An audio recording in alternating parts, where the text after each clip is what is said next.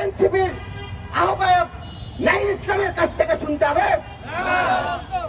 এই বাংলাদেশ গঠন করার জন্য কি আমরা চেয়েছিলাম?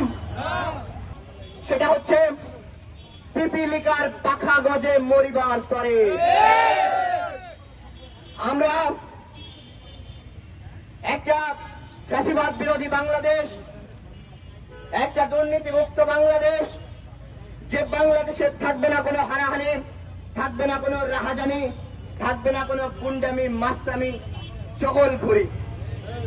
এরকম একটা বাংলাদেশ বিনির্মাণ করার জন্য 2018 সালের কোটা সংস্কার আন্দোলনের মাধ্যমে এই ছাত্র অধিকার পরিষদের স্বল্প সংখ্যক নেতৃবৃন্দরা আমরা গুটি গুটি পায়ে পায়ে হাঁটি হাঁটি করে আজকের এই 24-এর অভ্যুত্থান ঘটিয়েছি।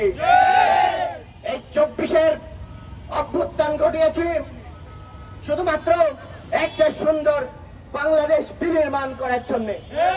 এই 24-এর অভ্যুত্থান আমরা ঘটাই নাই যে কারণে যে সাম্যকে ওই ক্যাম্পাসের ভিতরে ছুরিকাঘাত করে তাকে নিহত করা হবে। এই 24-এর অভ্যুত্থান আমরা এই জন্য ঘটাই নাই যে ছাত্র দুইজন উপদেষ্টা ওই চেয়ারে বসে তার পিএস এপিএস দিয়ে শত শত কোটি টাকা পাচার করে দিবে।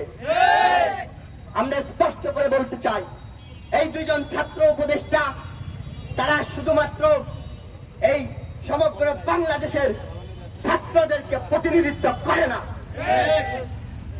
ছাত্র অধিকার পরিষদের হাজারো নেতা কর্মী রয়েছে যারা 24-এর অভ্যুত্থানের সময় ওই বন্দুকের নলের টাকার সামনে দাঁড়িয়ে শেখ হাসিনার রক্তচক্ষুকে উপেক্ষা করে তারা এই 24-এর অভ্যুত্থান ঘটিয়েছিল।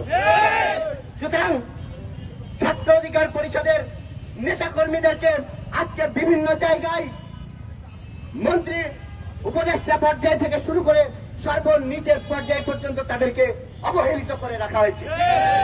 তাদেরকে কোথাও স্টেক দেওয়া হচ্ছে না।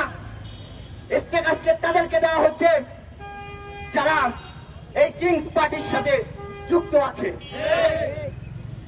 আমরা স্পষ্ট ভাষায় বলতে চাই, ছাত্র অধিকার পরিষদ কোন দুর্নীতির সাথে যুক্ত নাই বলেই আজকে এই দুর্নীতিগ্রস্ত উপদেষ্টাদের সাথে তারা নাই।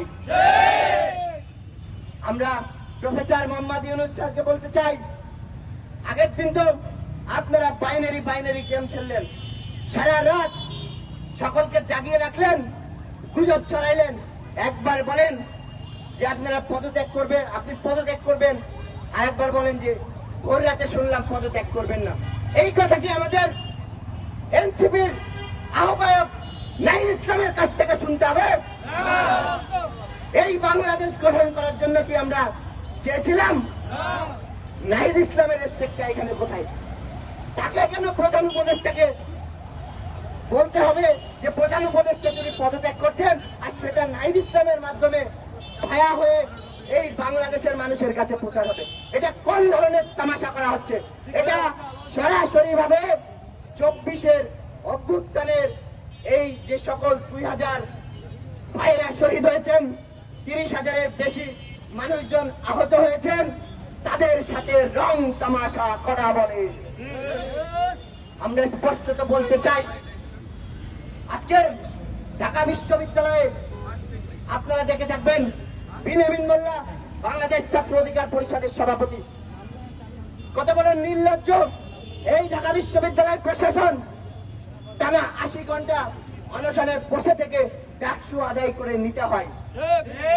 ডাকসু শুধু ডাকসুই নয়, ডাকসু সহ সারা বাংলাদেশের শিক্ষা প্রতিষ্ঠানগুলোর ছাত্র সংসদ নির্বাচন, এটা সাধারণ শিক্ষার্থীদের একটা অধিকার। এই অধিকারকে আদায় করে নিতে হবে কেন? এই অধিকারের জন্য কেন অনশন করতে হবে? এই অধিকারের জন্য কেন এই জীবন দিতে হবে? সাধারণ শিক্ষার্থীরা এই যে 80 ঘন্টা, 68 ঘন্টা, 70 ঘন্টা অনশন করছে, কেন সেটা করতে হবে? আমরা স্পষ্টত বলতে চাই, সারা বাংলাদেশের প্রত্যেকটা শিক্ষা প্রতিষ্ঠানে ছাত্র সংসদ নির্বাচন দিতে হবে। পাশাপাশি বর্তমানে আমরা একটা জিনিস দেখছি যে যারা প্রকৃত জুলাইয়ের সময় সামনের সারি থেকে নেতৃত্ব দিয়েছে তাদেরকে আজকে মাইনাস ফর্মুলা দিয়ে দূরে ঠেলে রাখা হচ্ছে। আমরা বলতে চাই যারা এই 24-এর অভ্যুত্থানে সামনের সারি থেকে নেতৃত্ব দিয়েছে তাদের সম্মানকে আপনারা বুঝিয়ে দেন, নতুবা হাসিনার পতন থেকে শিক্ষা নিন। ছাত্র অধিকার পরিষদ স্পষ্ট ভাষায় বলছে যে এই সকল রাজনৈতিক ছাত্র সংগঠনগুলোর ছাত্র নেতৃবৃন্দদের সাথে নিয়ে একটা ছাত্র কাউন্সিল গঠন করেন। সকল দলমত নির্বিশেষে সকল রাজনৈতিক সংগঠনগুলোর সাথে বসে আপনারা একটা জাতীয় সরকার গঠন করেন। জাতীয় সরকারের বিকল্প এই মুহূর্তে বাংলাদেশে আমি এর বিকল্প হিসাবে আর কোনো কিছুই দেখছি না। না হলে 71-এর মতন 2400 কারণ না কারো পকেটের মধ্যে ঢুকে যাবে। আমরা চেতনা ব্যবসায়ী হতে চাই না, আমরা কাউকে চেতনা ব্যবসায়ী হতে দিব না।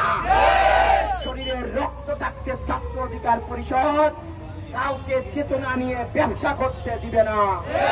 প্রয়োজনে তাদের বিরুদ্ধে দুর্বার আন্দোলন করে তোলা হবে। একদিকে বলা হচ্ছে ডক্টর মোহাম্মদ ইউনূসকে সহযোগিতা করা হবে, অন্যদিকে তারই হাতে গড়া নির্বাচন কমিশন, সেই নির্বাচন কমিশনকে তারা ঘেরাও করছে। কতটুকু নির্লজ্জতা নির্লিপ্ততা হলে এই কাজ তারা করতে পারে? আচ্ছা আপনারা বলেন তো, এই নির্বাচন কমিশনের আন্ডারে কি এখনো কোনো ইলেকশন হয়েছে?